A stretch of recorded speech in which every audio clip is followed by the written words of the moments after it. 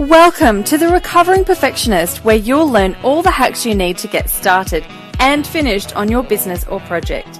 You'll connect with successful entrepreneurs who are in perfectionist rehab, unapologetically experimenting and balancing life, business, family, and me time.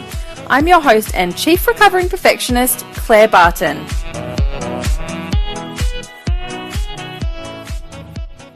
Hey everyone, it's Claire Barton back with another episode of The Recovering Perfectionist. Today I'm super excited. I finally got to catch up with Emma Polette, who is the Body Love Coach. How are you going, Emma? I'm well, thank you. Finally we got here. We've had three schedules, but I'm so glad to have you hanging out on the show today. So, Emma, I've been following you on and off for a couple of years, actually. I did a bit of a face talk, I reckon, probably 2 years ago. And then we've recently kind of reconnected in some of the Facebook groups, including mine, which is called The Recovering Perfectionist, obviously. And I just really love your messaging and the whole idea about getting over the perfectionist stuff with your body and how that relates to business and all of that sort of thing. So I'm super excited that we get to chat with you about that today. Awesome. As I mentioned before, I've chatted with quite a few people about the perfectionism stuff and how it relates to body and body image and self-confidence and all of that sort of thing. But I really love how you talk about it in relation specifically to the business stuff. So we'll come back to that in a second, but maybe if you can introduce yourself and tell us who you are and what you do and what your journey's been to get to this point in your gorgeous business and all that sort of thing. Oh, I'd love to. Thank you. So I have been in my business Blue Sky Vitality now for about 4 years. I'm based in Albany in Western Australia. But if we rewind back to just over 5 years ago now, I left Sydney. So for a very long time, I lived in Sydney for about 15 years. I am a WA girl, but left for a while. And I sort of fell into a corporate role. So I was selling shampoo in the end. And for some reason, they made us feel like selling shampoo was life or death situation. We had lots of pressure on us. And as I said, because I fell into the role, it was never something that I was passionate about. So I was sort of dragging myself to work every day, feeling really, really stressed a lot of the time and really not enjoying what I was doing. And at the same time, I started to get unwell. So I ended up with endometriosis, which is, can be quite severe. And in 2009, I had my first surgery for endometriosis, and then had another one a couple of years later, and realised at that point that the stress in my life was really causing me problems. It was making me unwell, literally, and I just felt that I needed to have a change. But I was also obsessed with looking perfect. I felt like if I had a six-pack, then everything in my life would be better. I don't know why. It's really weird now to think back on it. But I think along with my endometriosis, I always had a kind of bigger belly because I had like a lot of swelling and bloating and pain in that area. And so I was very conscious of it all the time. And I'd get up really early and go to the gym and smash myself at the gym and then get to work and I'd be starving. So I'd eat a big block of banana bread and a huge coffee, and then I'd feel guilty, and then I'd make myself go to the gym in the afternoon, and then I'd be all hyped up, so then I'd go out for a few drinks with my girlfriends and then get up really early the next day and feel guilty about the drinks the night before and blah blah blah. So you can see how that's goosebumps about it is, and it's so strange because I think and I'll keep going with this story in a sec, but I think that's such a big thing that's this cycle of hate and love, and it's so strange. Like hearing you say it, I'm like, yep, I did that, yep. But I would never have, like in the moment, gone, what am I doing here? Like when you hear it in someone else's voice, and it sounds so ridiculous, you can actually pull yourself up about it as well. Yeah, absolutely. And I wasn't the only one. I had friends around me doing the same thing. Or the friends that weren't getting up at 5 a.m. to go to the gym would be like, oh my God, Emma, you're so amazing. Like, good on you. So it was all kind of reinforced by friends and the media and everything. I felt like I was a Sydney version of Sex and the City out with my career and, keeping up with everything. And so in mind of losing weight, I got a little brochure in my letterbox, and sometimes I ignore junk mail, but luckily I didn't ignore this piece of junk mail. It's not actually junk. Was a little flyer saying outdoor boxing classes, and I thought, oh, that sounds like a nice thing to do. It might be another way to lose some weight and get that six-pack. So I rocked up to this beautiful outdoor fitness class and started punching things, and was like, yes, this feels amazing. I needed to unleash the beast a bit. Right. I'm to so much stress. And within about 3 classes, I was hooked, and I was like, this might be something I could do forever. Like, this could be my job. I would love this to be my job. Yeah. So I messaged my mum here in Albany and said, Mum, I think I want to be a personal trainer. I want to leave Sydney and move back to, Albany, and can I move home? And my mum, being the beautiful woman she is like, yes, darling, when are you coming? So within 6 months, because she'd looked after me so much through all my illnesses and things as well. Yeah. So within 6 months, I had moved to Albany, started my studies, and started to become a personal trainer. And I studied health coaching as well. Always loved yoga, so I've studied yoga as well. But for a long part of my business, I was really still hooked into that whole weight loss thing. Partly because I thought, that's where I'm going to get the business. Most people that inquire about personal training services are interested in losing weight.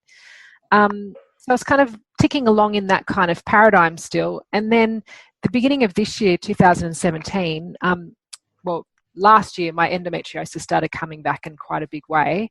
And so in January, I had a hysterectomy to deal with it, which, is extreme, but in my circumstance, it felt like the right thing to do. Yeah, right. And I remember being in hospital probably like 2 or 3 days after the surgery, and just it's coming down onto me. It was this little voice from somewhere saying, Emma, you have now put your body through enough, and it's time to really love your body. Yeah. Like, just love it. Yeah. And start to teach other women to do the same, because we spend so much of our lives caught up in this idea of being perfect in our bodies. Not everyone, but a lot of us do. And if we can let go of some of that stuff and just surround your body with love, it's amazing the difference that can happen. So that's kind of where this new body love coach tangent has come from, and it feels really authentic and really real to me, whereas everything I was doing up until this year was just kind of what I felt like I was supposed to be doing. Yeah, if that makes sense. Yeah, it does. And that was actually the question I wanted to ask. And something that I'm really interested in is I'll go back a little way, because I heard someone, I can't even remember who it was now, but someone was using an analogy or an example in a business training course that I was doing, and they said it was kind of about that, give them what they want. No, what is it? Sell them what they want, give them what they need, that sort of thing. So if someone comes along and they say they want to lose weight, then you go, yep, I can help you lose weight. And then when they come in, that what they actually need to do is have some mindset, have the body love, all these things, which will then inevitably lead to weight loss. But it's not like, here, have this magic pill and lose the weight sort of thing. Yeah. And even just that example, hearing that from someone who wasn't in that sphere, but who was using that example, I thought, what? If I wanted to work with someone and I wanted to lose weight, and then they just told me that I needed to love my body, I'd be like, can I have a refund, please? What are you talking about? And that was literally my response. Yeah. I'd never really heard of that as a concept before. It was always lose weight, have these shakes, lose weight, cut your calories, lose weight, don't eat these foods, like all that sort of thing. Yeah. And I had no conscious kind of understanding that there was a mindset and this body love thing. Like, if you want to do anything, you really have to, and if you want anything to be sustainable, that there's got to be this element of body love. So it's kind of, to me, I feel like it's a new concept. It's been in my sphere of whatever for a few years, but it kind of does feel like a bit of a new concept. So what I'm kind of really interested in now is when you first start to understand that it's not just about having and following a very strict diet and hating your life for 2 years while you lose the weight, or a year, or whatever it is. Like, what's the kind of what happens in that for people when they go through that sort of, okay, it's not as easy as just changing my diet, especially when you get to whatever age, the older you get, the slower it is to have those changes. I remember going on diets when I was in my early 20s and I could lose 5 kilos in a couple of weeks, no problem. Yeah. Now it's like I'm struggling to even go half a kilo a month sort of thing. Yeah. What kind of changes for people do you think when they start to realize, okay, there's more here. I need something more than just the magic diet pill? I think I seem to have a lot of clients that are in their 50s even. And I think as you get older, you do realize that the weight doesn't come off, as you just said, as easily as it used to. And I think as you get older, you realize the weight coming off isn't actually what is going to change my life. It's more than that. So I think the people that come to me eventually have flogged themselves at the gym, have deprived themselves of all the foods that they love, have lost weight a million times before, but always put it back on because that's what always happens. And have kind of realized what I really want is to feel fit and healthy and energized and excited about life. And some people think that to lose the weight is how they're going to feel that way. But eventually people start to come to understand that feeling that way is how you might lose the weight. So if you talk about, say, like manifesting or anything, you have to feel what you want before you can actually attract it. And it's exactly the same way with your health and fitness. You have to feel healthy and you have to feel sort of comfortable in your body before you can attract the changes that you want.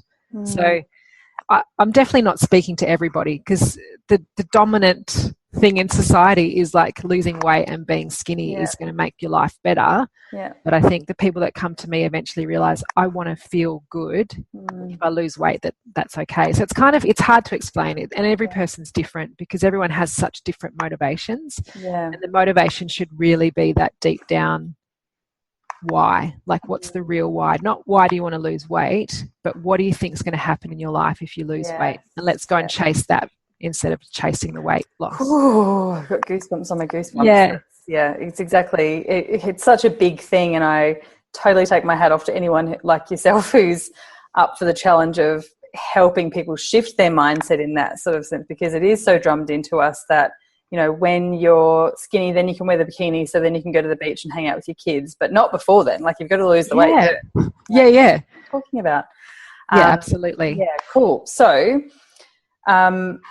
while we are going totally down the rabbit warren of all that sort of thing, which I completely love, what I'd really like to hear from you is how this shows up, especially for women in business and women in who are either solo entrepreneurs or whatever they're kind of doing, the online business thing. Like, how does the body stuff relate to the business stuff?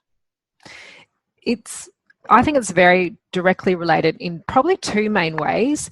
The first one is that thing of being seen. I see so many women, especially when they're beginning in business, who won't even have a photo of themselves on their Facebook page, or, won't put themselves on a Facebook Live, or won't, do the things that really help them connect with their potential clients. And a lot of that is that deep down, I'm not good enough. I don't look the way I'm supposed to. Even me, like if you look at the photos I have of myself on my, in social media or whatever, the professional photos, I don't actually look like that all the time. I don't wear that much makeup and blow dry my hair every day, So, we do get used to seeing all these perfection people in business just the same way that we see them in, the mainstream media. And so if you're starting out and you're holding on to, 10, 15 extra kilos and you feel like you're not even qualified enough to talk about what you want to talk about, let alone look the part, I think that can really hold a lot of women back. So that's one way. But then the other way is that total brain space that some of this stuff can take up. So if people are, resonating with that story I told of myself at the beginning of like the constant cycle of, did I eat enough? Did I exercise enough to cover all the things that I ate today? And, oh God, I'm guilty because I didn't go to the gym twice today and I only went, 3 times this week instead of 6, or all that stuff that takes up all that space in our mind. If you can clear out all that clutter, imagine how much more space you've got for the stuff that really matters, like developing your message and, creating programs and, selling things and all that sort of stuff. So it's directly related in both the people you're trying to serve. Yeah, exactly. Yeah. So, I think it really helps in those two main ways, being seen, but also allowing clarity to come into your mind, because otherwise it can be so caught up with all the other stuff that doesn't. Yeah. I couldn't agree more. So let's talk first about the visibility thing, because visibility, it's like the V word. It's like the new V word that's so big, and it is indefinitely one of the hardest things to overcome when you begin, I think. I saw it, and pretty much everyone who I know who's come through that kind of process of starting a business, it's one of the main blocks, because, and I've been talking a lot about that this week actually in various places, but just before I started my business, or a couple of years before I started my business, actually back in about 2011, I spent 3 months traveling around India by myself, and I think I have 2 photos of myself the whole time I'm there, because I felt too vain and too uncomfortable, and like, what are people going to think of me if I'm taking a selfie? Like, they'll think I'm just want to look at myself, or they'll think that I'm up myself or whatever. So I didn't hardly take any photos of myself unless no one was watching, and I could kind of do a quick snap, and it was so awkward, and I just felt so gross about it. And I transferred that all through, after that I was in corporate for a while, and then obviously starting my own business. It was so uncomfortable, and I had, even down to using my own name as my business name, because I was like, I don't want people to think it's all about me, when actually the whole aim of so much of business is that it is about you, and that there's 1,000 different people you could go and work with, but the connection is the person. So you have to show your face, and you have to say your name, whether it's your business name or not. But that whole visibility is such a big thing. And, once you kind of get over it, and I did Elle Roberts's 10-day selfie challenge when I was first starting, and I felt like that was such a good excuse, because I was like, I don't really want to be posting the selfie, but Elle said I had to. So it was kind of a good excuse. And now I tell people, especially when they're starting out with either selfies or Facebook lives or videos or something, like, just put my name down, just say Claire made me do it, whatever you want to do, like, have an excuse, find an excuse sort of thing. Because once you realize how much more connecting it is, and if you put what was it? Put your shoes on the other feet. You know what I mean? Stand on the other side. The shoe was in the foot. Yeah. If the shoe was in the other foot. Yeah. I'm always using analogies, but I almost always mix them up. So it's always really fun to try and work out which one I'm trying to actually talk about. Yeah. But if you go on the other side, if you were looking to engage someone, whether it was a PT or a business coach or a marketing person or a branding person, and there was, 2 people who had the same package and the same skills and the same outcomes and that sort of thing, but you didn't have a clue what one of them looked like or what they were about or what they did in their spare time. Not that you need to know all the super personal stuff. And one that was like, hey, here's my face, this is what I am, this is how I speak, and is much more visible and accessible. You're probably going to go with that one, because it is a connection, and especially when it's women to women and we're all in that same space, it's totally about the connection. So couldn't agree more. But I know even from personal experience that even the weight thing is such a big block. Like, I think back to probably, I don't know, maybe a year ago or something, or maybe 2 years ago, and I really wanted to start doing more public speaking and, going to more gigs and that sort of thing. But I thought, I probably won't feel comfortable doing that until I've lost a bit of weight, so I won't put it out there. And then, was invited to do a few things and thought, like, just sort of said yes off the cuff. And I was like, oh my God, what am I going to wear? How am I going to look? Is it going to be the right thing? Is it going to, and just this awful self-talk that sort of comes in when I go and see people speak, and I might notice that they are overweight or that they feel uncomfortable, and so they don't feel comfortable or whatever, but it doesn't change my opinion of what's coming out of their mouth. Do you know what I mean? Like, it's decent to say it doesn't really matter what you look like. Yeah. And it's such a hard thing to kind of get through and get past that visibility comfort level or whatever you want to call it. So have you got some tips to kind of get over that, like fast track, get over that stuff, or is it really just about practice and time? I think it's practice and time. I think it's quite deep work though. I think it really does come down to that I'm not good enough thing. And a lot of us have that going on. So one of the programs that I have, which is I call the Body Love Boot Camp, really deep dives into this and helps people to really clear out kind of the old mental clutter and sort of make space for the new stuff. But I think it's about taking some sort of action though to to feeling good about your body. So whether it's going hard at the gym, if you enjoy that, that's great. But I think, regular movement is really important. I think obviously eating well is really important. But the thing that's really different that I offer is self-compassion sort of meditation, because the mindfulness stuff is really what's going to help sort of change the brain waves and change the thoughts. So there is a study from 2014 that shows women that did a self-compassion meditation for 3 weeks, daily for 3 weeks, were a heap more body positive after the 3-week period compared to a control group. So there was no difference in how they were exercising or eating or anything. It was all about the meditation. And even when they looked at that 3 months later, those women were still feeling more positive about their bodies 3 months later. So, I wrote a blog post once about, if you, as a personal trainer, would I choose exercise or meditation? And I actually would choose the meditation. If I've got 10 minutes a day, I'd choose the meditation for a while, because that's what's going to help develop those feelings of self-compassion. Because that's, for me, that's what meditation has taught me, is about compassion in general, but also self-compassion. And then that will be a great way for you to feel more positive, to get out there and show yourself regardless of how you look. You become more positive about what your message is as well, rather than just how you look. Yeah. What a treat. Well, I hope you share with us where we can get our hands on that meditation at the end. Yep. Then everyone's going to be like, what? Did you just say that I could do 10 minutes of meditation instead of 10 minutes of exercise? Sign me up. Awesome. No, we'll put that in the show notes as well for the links. Yep. Okay, so moving on to the next thing, because this is where I think it gets so juicy, and being the productivity, organization, planning geek that I am, this is what really kind of ticks boxes for me on a business side as well, is that mental decluttering. So you mentioned before, if you're constantly worried about how you look, what to eat, what to exercise, all that sort of stuff, it doesn't leave much room for creativity and for actually getting stuff done that you want to be doing. And I couldn't agree more. And I know definitely when I have had those days where I've done the intention setting and the clearing out and all of that sort of thing, my days are so much more productive and easy and flowing and all of that sort of thing.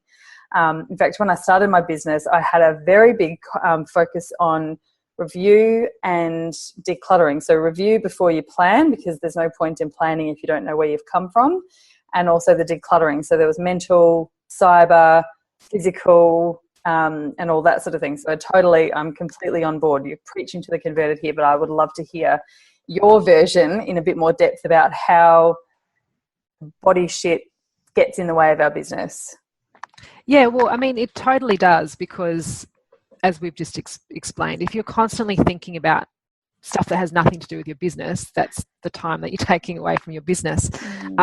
So one of the really cool things I think is sort of decluttering physically is really important in terms of what's like your wardrobe. Go straight to your wardrobe. If there's stuff in there that what you wear when you're sitting at your computer, it digs into your belly and it makes you feel like crap, and then you spend the whole day thinking, how fat am I, and I'm sitting at the computer and I'm not doing anything. Get rid of those pants, please. Just go straight to your wardrobe. As soon as you listen to this, get them out and get rid of them, because you may or may not ever fit into them again. Yeah. But in the meantime, even if you get to the size where you'd fit into them again, go and buy yourself some new ones. That's right. Have some rewards, girlfriend. Yeah. So go, like, little things like that. Like, if you think about it, if you've got something digging into your tummy all day long as a little tiny reminder of how crappy you are for eating too much or however your mind goes, that's just wasting time and energy. So decluttering physically, and I think the wardrobe's always a great place to start for that reason. Such a good point. Yeah. But also mentally, and I love using sort of like the forgiveness kind of technique of writing down all the things that make you think the way you think. Go through like chronologically, and this is deep work and it's difficult, and you wouldn't do it on a day that you're really busy and have other things to do as well. But think about all the things that have been said about your body by yourself, by you, by other people, how the media's made you feel, and really tap into all of that, and forgive each one of those situations. Repeat the forgiveness mantra. I forgive you, I'm sorry, thank you, I love you, and like start to clear out some of that stuff. And again, that doesn't work in one day. You may need to do that several times, but the more that you can sort of bring it up to the surface so that you can clear it out, the more likely you are to move on, move forward. And again, adding in those self-compassion kind of meditations as well. So you're sort of reprogramming the brain to think the way you want it to think is really important too. Reprogram my brain to think the way I want it to think. It's so funny, isn't it? I had Sharon Stanford speaking at my event recently in Brisbane, and she talked about sabotage and habits and all of that sort of thing. And, some of it I knew, some of it was new, and some of it was just like, how can I not see this? But then I had a conversation with her straight afterwards about a particular belief set that I have and I know where it's come from. I've done the age regression thing. Like I totally get it and I'm working through it. But Jesus Christ, it's still pretty strong. Like that girl that sits on my shoulder and tells me all these awful stories, she's still got a voice, right? Which I hate, but we're working on it. We're coming to terms with this. Yeah. But interestingly, even as we were having this conversation, and light bulbs were going and all of that sort of thing, as soon as I turned around, something else happened, and I out loud said the words, like I can't even remember what it was, but I out loud just said the thing that I was like angry at my inner critic for telling me. Like, what the hell is that? But it's all this sort of subconscious stuff that, like you said, when you stir it up a little bit, it definitely comes to the surface, and it's kind of what you do with it then that helps the energy to go on forwards and that sort of thing. But yeah, I totally agree. I think that mental decluttering and emotional decluttering, some of which you can do by yourself, some of which you need a professional to help you through and all that sort of thing. But God, it just as I said before, I feel like I'm making like inroads and I'm making headway, but, and there's definitely some clearing stuff there that I actually go, you know what, it's not actually that much of an issue for me. But one thing that I'm always interested to hear from people is like, what's the difference between saying, yeah, I love my body. Like, I love my body. It's done all these amazing things. It's taken me all around the world. It's given me 2 babies. It's, it's strong and it's blah, blah, blah. And I love that it can do that. But I still have times when I catch myself looking in the mirror going, oh, gross, whatever I'm saying. So, like, is that always a process? You don't just one day all of a sudden go, okay, cool, yeah, I love my body, I don't need to change it anymore? Or is it always a process and it's always, going to be a thing in some capacity and it will be worse at some points and not so bad at other points? Like, how does that kind of work, just in terms of the standing back and observing the process kind of thing? Yeah, these things are always a process. And I think that's part of where people get fitness and weight loss a bit mixed up too. They sort of think, I'm going to lose the 5 kilos and then I've lost 5 kilos. Everything's good. But most people are like, so you've not eaten anything for 6 weeks to lose the 5 kilos. What happens now? Like, if you go back to eating normally, what happens now? Yeah. So I think as soon as we can give ourselves all a break and go, you know what, this is what life is. Life's like a constant journey of self-discovery, which can be a pain in the ass, but it can be awesome as well. But nothing just stops here. There's always something, because we always hit another new upper limit and something else, changes. And I think, again, I keep banging on about it, but if you come back to really developing that self-compassion muscle, and working on it. So we go to the gym, you've got to keep doing your bicep curls to keep growing your bicep. If you stop your bicep curls, they'll go back to the way they were, if you're into that stuff.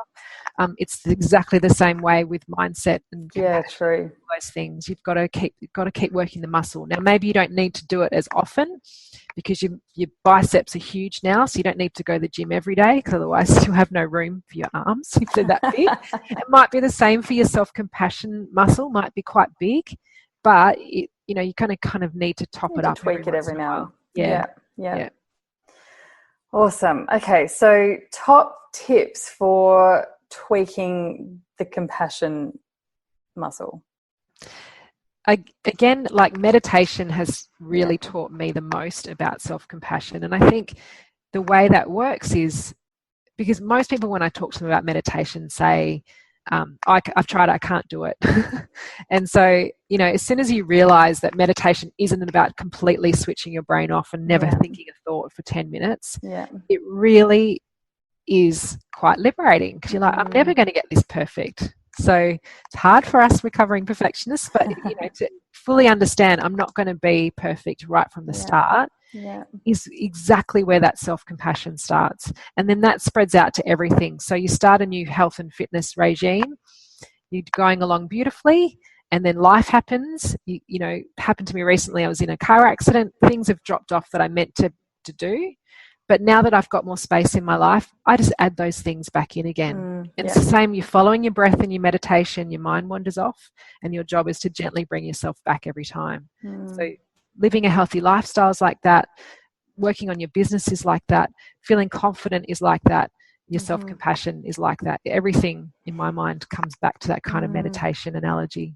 So true. And I was talking to someone about this again recently, that in the past, my thing has been, right, I'm going to lose 40 kilos in the next 5 months, like all or nothing. Not, I'll just aim for half a kilo sometime in the next month or something like that. It's always been like gung-ho. And of course, you fail after about 5 days or 10 days or whatever.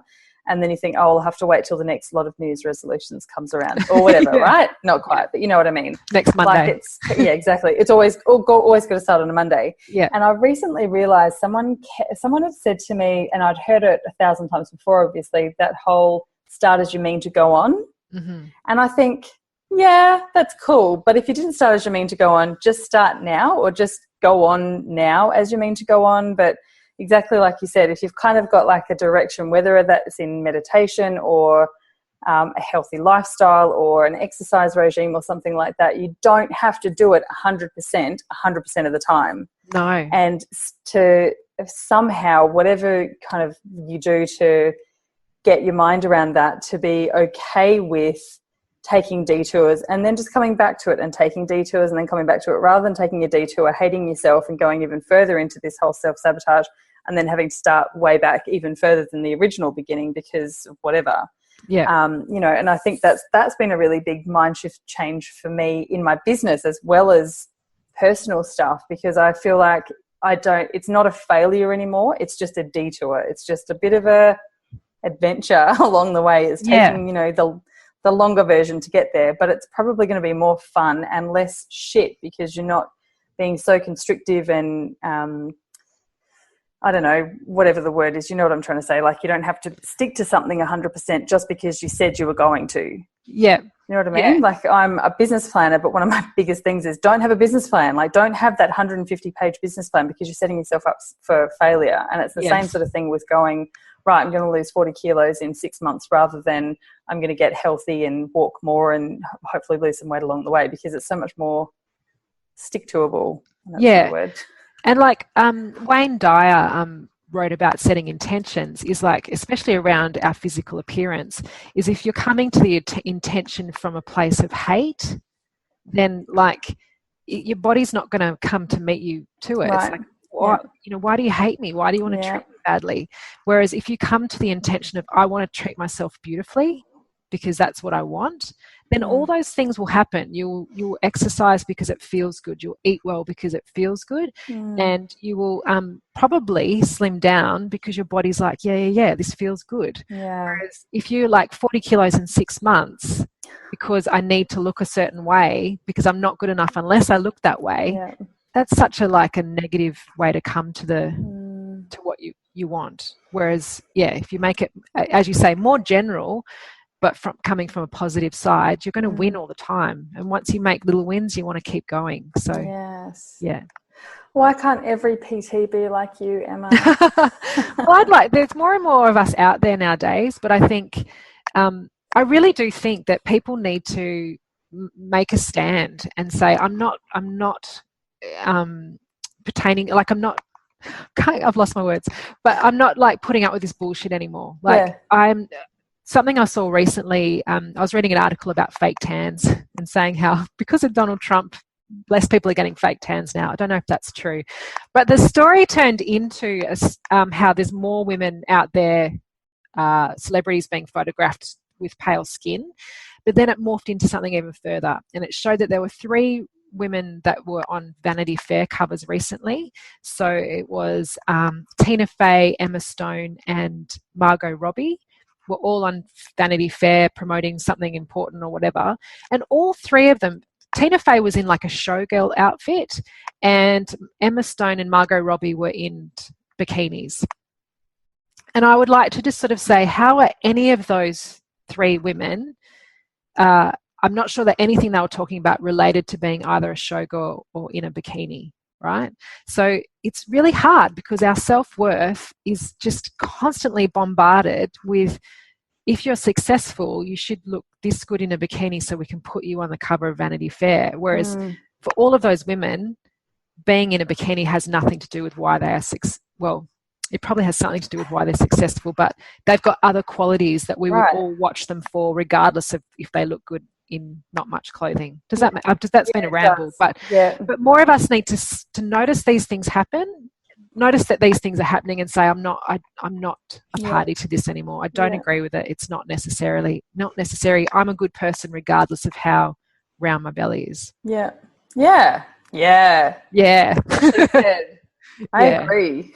And I can be successful, and I can speak in front of people, and I can wear whatever I want to wear, regardless of how round my belly is. Put that on a t-shirt. That's great. So it's two-pronged. Like, it's not that we're saying I can let my belly get as big as I want and I don't have to look after myself. Absolutely not. Like, to live an energetic, life that's full of purpose, you need to look after yourself. You need to have a healthy body, but you do not need to have a six-pack. It's never been part of the requirements to being successful and happy ever. Well, that's good, because I don't think I'm ever going to get one. Especially not after this conversation. I hope that's a good thing. Yes, it is. Awesome. I could literally sit here and talk to you about this all day, but we better wrap it up. So we've got your top tips. Where can people stalk you lovingly on social media and website and stuff? How can we find out more about you? So I'm on Facebook. Blue Sky Vitality Coach is my Facebook page, and Instagram's Blue Sky Vitality. And I do have an online program. So I was inspired by Michelle Bridges back in the day, but of course I want to be the nice Michelle Bridges with a bit of meditation and stuff. So it's an online subscription program. So every week participants get a few workouts that they can do at home. They get a healthy recipe just to, change things up in the kitchen. But every week they get a meditation that they can focus on for that week as well. Plus there's a premium version where you get a 30-minute session with me. So that's the Body Love Club. So if you want to join a health club that's a bit more body love focused, that's a great way of doing it. And anyone that's listening can get a free taste of that. So at blueskyvitality.net/taste, they can sign up and get like a free week's worth and get an idea of what the program looks like. Awesome. Thanks for that. No worries. I love it. Thank you so much for coming on. It's been awesome to have a chat. I totally second everything that you said. I just want to do like these. What she said. No, that was really cool. Hopefully that was on the right side for you. For anyone who's just listening and not watching the video, I'm pointing my fingers at where I think the video is of Emma. Just so there's a bit of context for what the hell we're talking about. Thank you so much again. We have all of the links and everything in show notes if you want to listen, and we'll look forward to talking to you soon. Thank you. And that is absolutely it, my lovely. So I hope you've really enjoyed the episode. It was great fun recording that one, as it is with all of them. If you'd like to connect, I'd love to stay in touch with you. I have a beautiful Facebook group community at bit.ly/The Recovering Perfectionist Crew with all capital T, R, P and C. I have a massive goal this year to get 50,000 downloads on my podcast, and I've got a YouTube show as well. So I'd love for you to help me out if you can by either subscribing to the podcast on iTunes. So if you want to go over and do that now, that would be awesome. If you have a couple of favourite episodes, or if there's one favourite episode that you've really enjoyed, I would love you to share that with anyone who you think would get as much out of it as you have as well. And while you're in iTunes, if you can jump in and give it a review, that would be amazing. iTunes definitely helps out podcasts that have got some good ratings and reviews and some really interactive listeners. So I would really appreciate your help with getting to my goal of 50,000 in 2017. The show is also available over on YouTube. The links are always in the show notes, so you can head over there. So it's The Recovering Perfectionist on YouTube. There's a channel for that as well. So jump in and leave your comments. You can watch all of the episodes in video. So if you want to see what we look like and our crazy hand gestures and facial expressions and all of that sort of thing, absolutely jump in. You can subscribe to the YouTube channel show as well, and then you'll be kept up to date when there's some new episodes that come in there. So yeah, love your support. And if you want to shoot me an email, it's hello@clairebarton.com.au. Always happy to receive your emails and, yeah, open up a conversation. All right, big love. I'll chat with you soon. Bye.